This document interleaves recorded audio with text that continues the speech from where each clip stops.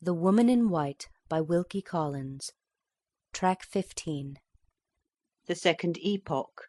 5. June 17th.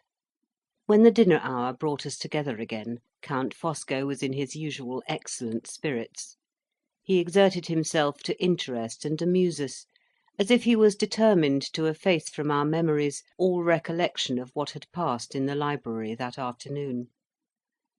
Lively descriptions of his adventures in travelling, amusing anecdotes of remarkable people whom he had met with abroad, quaint comparisons between the social customs of various nations, illustrated by examples drawn from men and women indiscriminately all over Europe, humorous confessions of the innocent follies of his own early life, when he ruled the fashions of a second-rate Italian town, and wrote preposterous romances on the French model for a second-rate Italian newspaper, all flowed in succession so easily and so gaily from his lips, and all addressed our various curiosities and various interests so directly and so delicately, that Laura and I listened to him with as much attention, and, inconsistent as it may seem, with as much admiration also, as Madame Fosco herself. Women can resist a man's love, a man's fame, a man's personal appearance, and a man's money, but they cannot resist a man's tongue when he knows how to talk to them. After dinner, while the favourable impression which he had produced on us was still vivid in our minds, the Count modestly withdrew to read in the library. Laura proposed a stroll in the grounds to enjoy the close of the long evening. It was necessary in common politeness to ask Madame Fosco to join us, but this time she had apparently received her orders beforehand, and she begged we would kindly excuse her. "The Count will probably want a fresh supply of cigarettes," she remarked by way of apology, "and nobody can make them to his satisfaction but myself." Her cold blue eyes almost warmed as she spoke the words. She looked actually proud of being the officiating medium through which her lord and master composed himself with tobacco smoke. Laura and I went out together alone. It was a misty, heavy evening. There was a sense of blight in the air. The flowers were drooping in the garden, and the ground was parched and dewless. The western heaven, as we saw it over the quiet trees, was of a pale yellow hue, and the sun was setting faintly in a haze. Coming rain seemed near; it would fall probably with the fall of night. "Which way shall we go?" I asked. "Towards the lake, Marion, if you like," she answered. "You seem unaccountably fond, Laura, of that dismal lake." "No, not of the lake, but of the scenery about it. The sand and heath and the fir trees are the only objects I can discover, in all this large place, to remind me of Limmeridge. But we will walk in some other direction, if you prefer it." "I have no favourite walks at Blackwater Park, my love. One is the same as another to me. Let us go to the lake. We may find it cooler in the open space than we find it here." We walked through the shadowy plantation in silence. The heaviness in the evening air oppressed us both, and when we reached the boat house we were glad to sit down and rest inside. A white fog hung low over the lake. The dense brown line of the trees on the opposite bank appeared above it, like a dwarf forest floating in the sky. The sandy ground, shelving downward from where we sat, was lost mysteriously in the outward layers of the fog. The silence was horrible. No rustling of the leaves, no bird's note in the wood, no cry of waterfowl from the pools of the hidden lake. Even the croaking of the frogs had ceased to-night. "It is very desolate and gloomy," said Laura, "but we can be more alone here than anywhere else." She spoke quietly, and looked at the wilderness of sand and mist with steady, thoughtful eyes. I could see that her mind was too much occupied to feel the dreary impressions from without, which had fastened themselves already on mine. "I promised, Marion, to tell you the truth about my married life, instead of leaving you any longer to guess it for yourself," she began. "That secret is the first I have ever had from you, love, and I am determined it shall be the last. I was silent, as you know, for your sake, and perhaps a little for my own sake as well. It is very hard for a woman to confess that the man to whom she has given her whole life is the man of all others who cares least for the gift. If you were married yourself, Marion, and especially if you were happily married, you would feel for me as no single woman can feel, however kind and true she may be." What answer could I make? I could only take her hand and look at her with my whole heart, as well as my eyes would let me. "How often," she went on, "I have heard you laughing over what you used to call your poverty. How often you have made me mock speeches of congratulation on my wealth. Oh, Marion, never laugh again. Thank God for your poverty. It has made you your own mistress, and has saved you from the lot that has fallen on me." A sad beginning on the lips of a young wife, sad in its quiet, plain-spoken truth. The few days we had all passed together at Blackwater Park had been many enough to show me, to show any one, what her husband had married her for. "You shall not be distressed," she said, "by hearing how soon my disappointments and my trials began, or even by knowing what they were. It is bad enough to have them on my memory. If I tell you how he received the first and last attempt at remonstrance that I ever made, you will know how he has always treated me, as well as if I had described it in so many words. It was one day at Rome, when we had ridden out together to the tomb of Cecilia Metella. The sky was calm and lovely, and the grand old ruin looked beautiful. And the remembrance that a husband's love had raised it in the old time to a wife's memory made me feel more tenderly and more anxiously towards my husband than I had ever felt yet. "Would you build such a tomb for me, Percival?" I asked him. "You said you loved me dearly before we were married, and yet since that time—" I could get no farther. Marion, he was not even looking at me. I pulled down my veil, thinking it best not to let him see that the tears were in my eyes.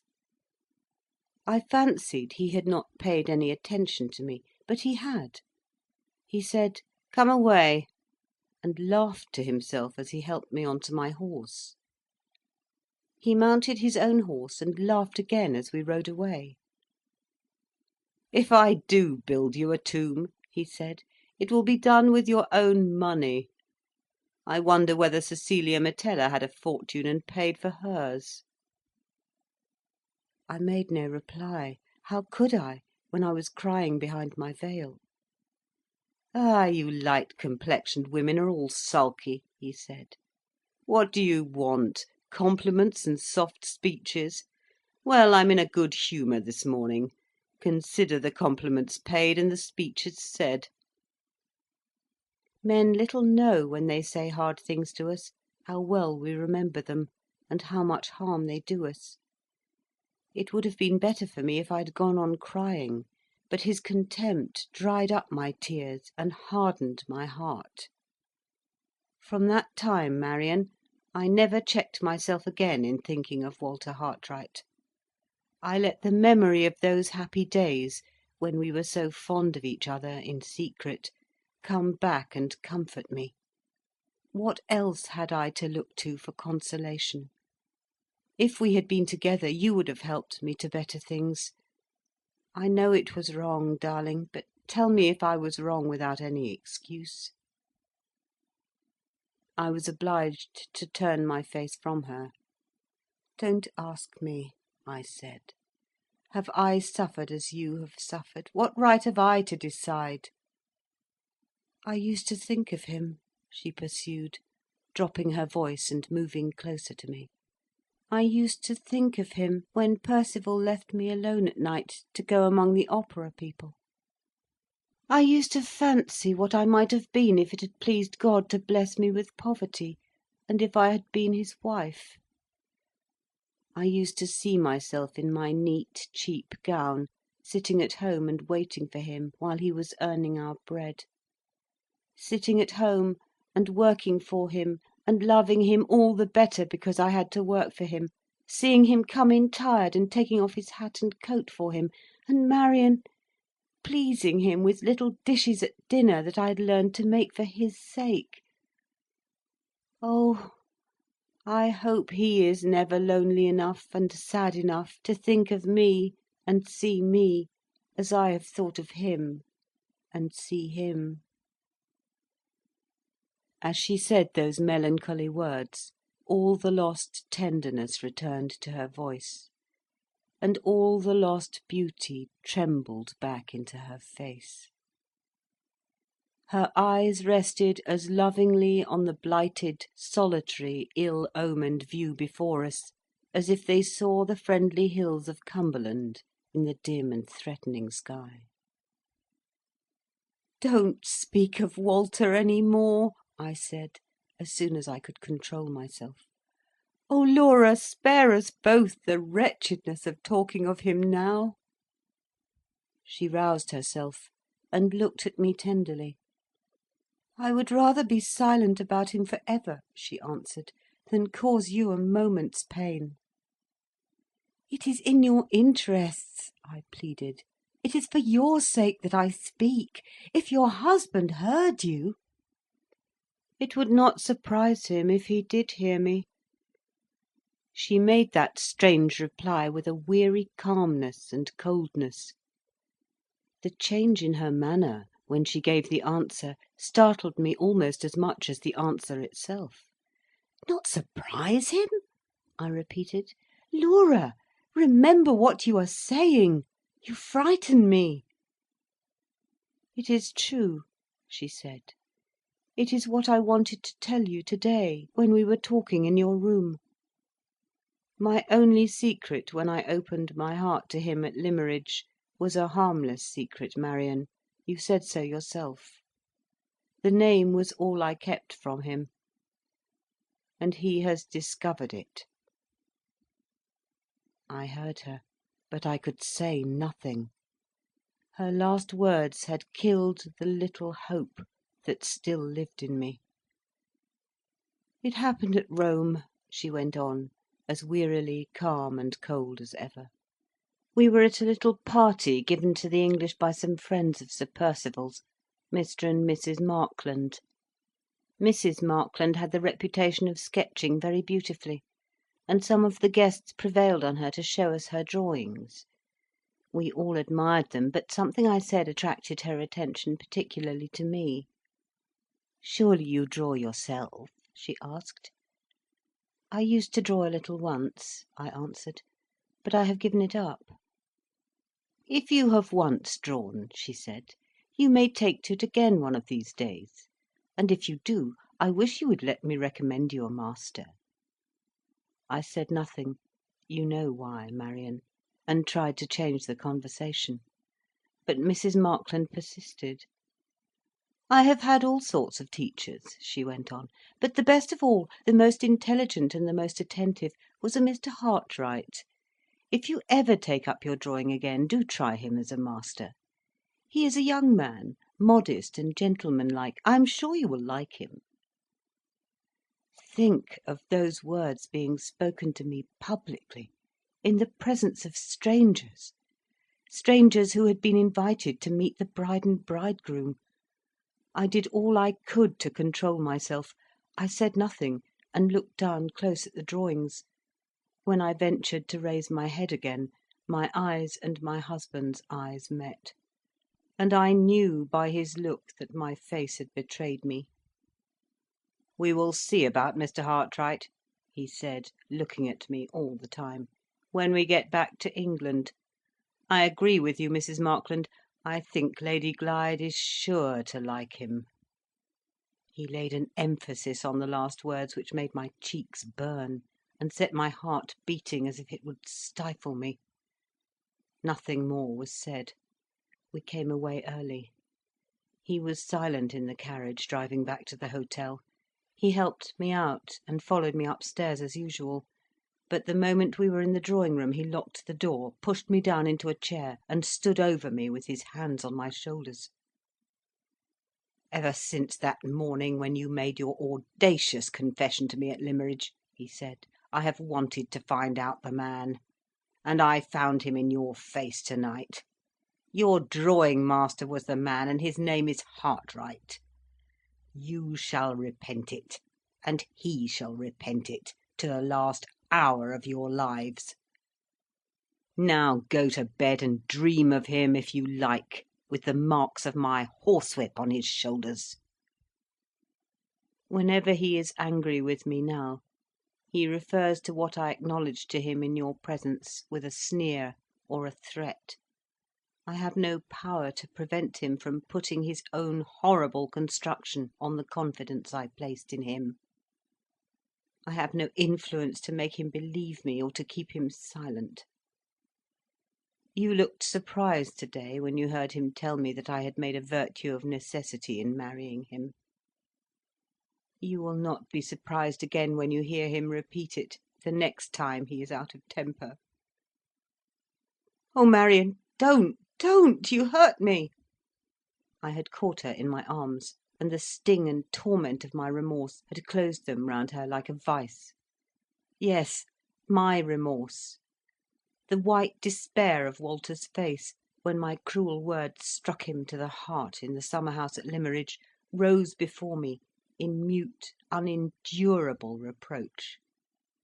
My hand had pointed the way which led the man my sister loved, step by step, far from his country and his friends. Between those two young hearts I had stood, to sunder them for ever, the one from the other. And his life and her life lay wasted before me alike in witness of the deed. I had done this, and done it for Sir Percival Glyde. For Sir Percival Glyde. I heard her speaking, and I knew by the tone of her voice that she was comforting me, I, who deserved nothing but the reproach of her silence. How long it was before I mastered the absorbing misery of my own thoughts, I cannot tell.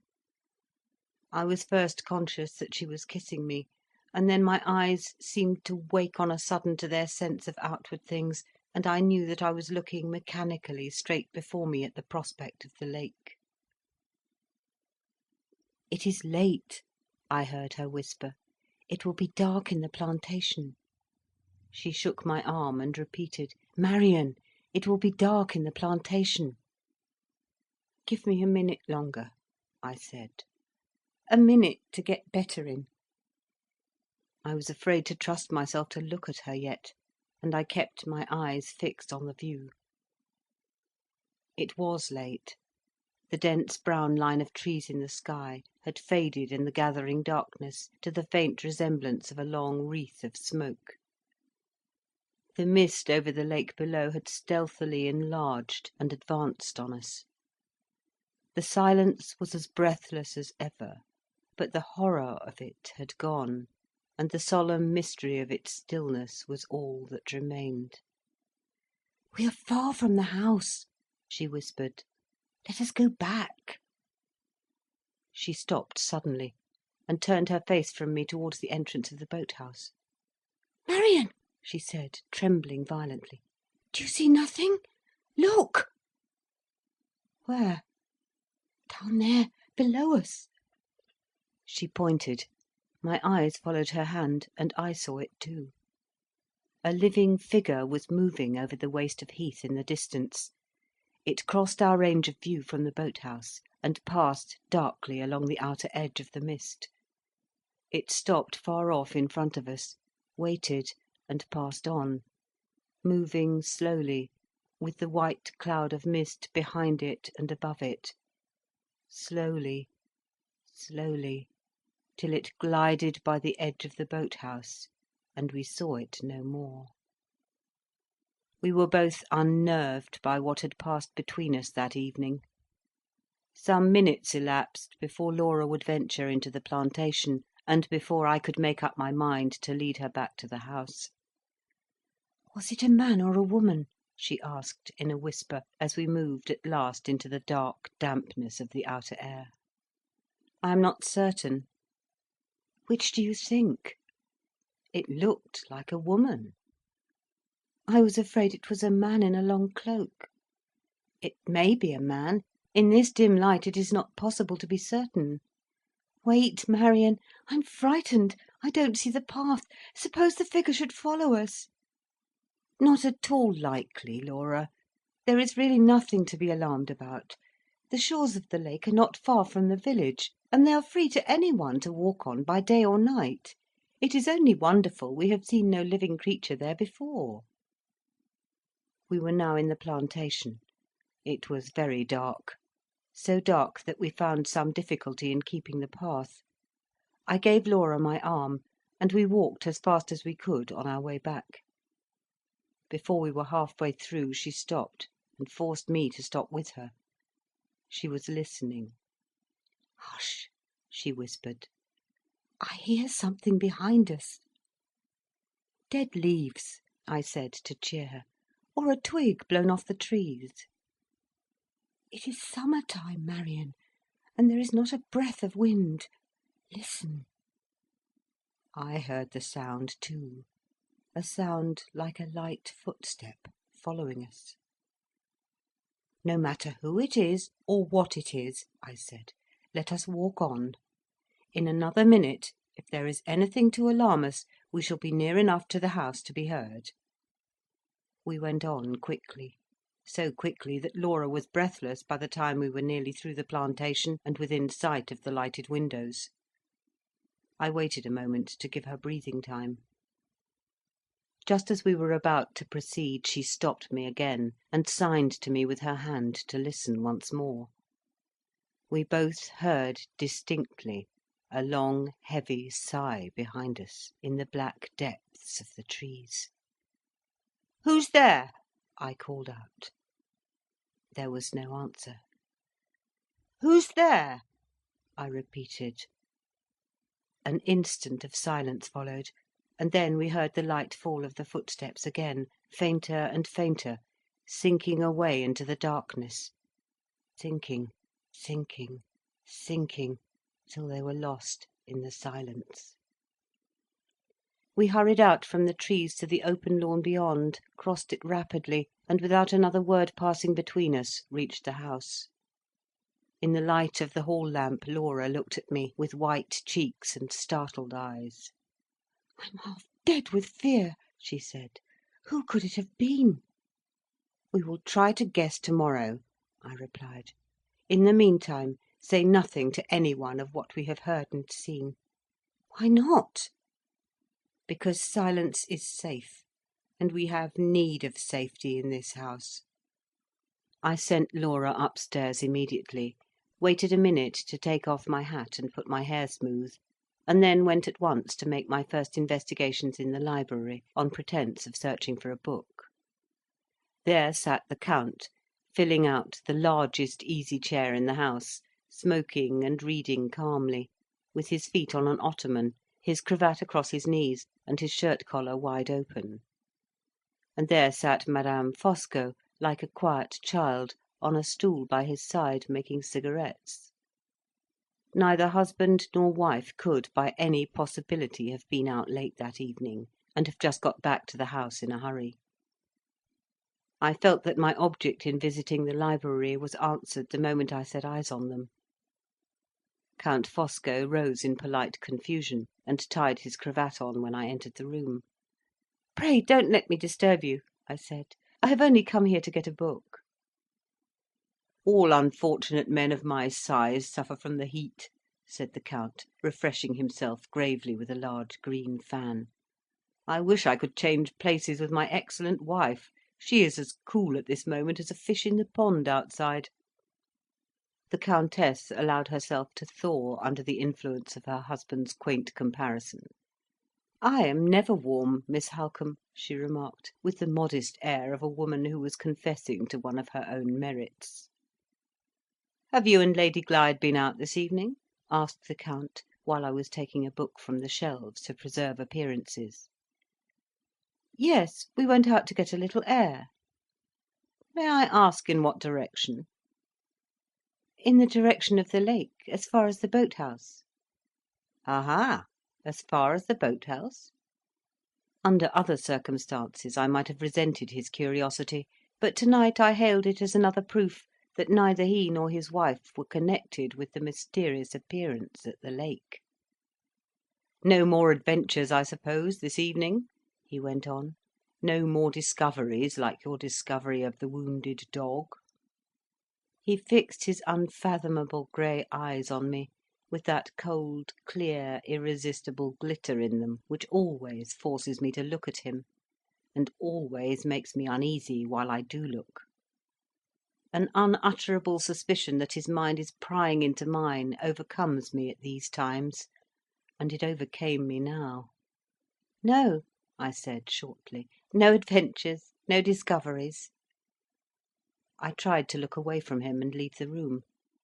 Strange as it seems, I hardly think I should have succeeded in the attempt if Madame Fosco had not helped me by causing him to move and look away first. "Count, you are keeping Miss Halcombe standing," she said. The moment he turned round to get me a chair, I seized my opportunity, thanked him, made my excuses, and slipped out. An hour later, when Laura's maid happened to be in her mistress's room, I took occasion to refer to the closeness of the night, with a view to ascertaining next how the servants had been passing their time. "Have you been suffering much from the heat downstairs?" I asked. "No, miss," said the girl, "we have not felt it to speak of." "You've been out in the woods, then, I suppose?" "Some of us thought of going, miss, but cook said she should take her chair into the cool courtyard outside the kitchen door, and on second thoughts all the rest of us took our chairs out there too." The housekeeper was now the only person who remained to be accounted for. "Is Mrs. Mitchelson gone to bed yet?" I inquired. "I should think not, miss," said the girl, smiling. "Mrs. Mitchelson is more likely to be getting up just now than going to bed." "Why, what do you mean? Has Mrs. Mitchelson been taking to her bed in the daytime?" "No, miss, not exactly, but the next thing to it.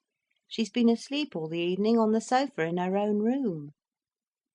Putting together what I observed for myself in the library, and what I have just heard from Laura's maid, one conclusion seems inevitable. The figure we saw at the lake was not the figure of Madame Fosco, of her husband, or of any of the servants. The footsteps we heard behind us were not the footsteps of any one belonging to the house. Who could it have been? It seems useless to inquire. I cannot even decide whether the figure was a man's or a woman's. I can only say that I think it was a woman's. End of Track 15.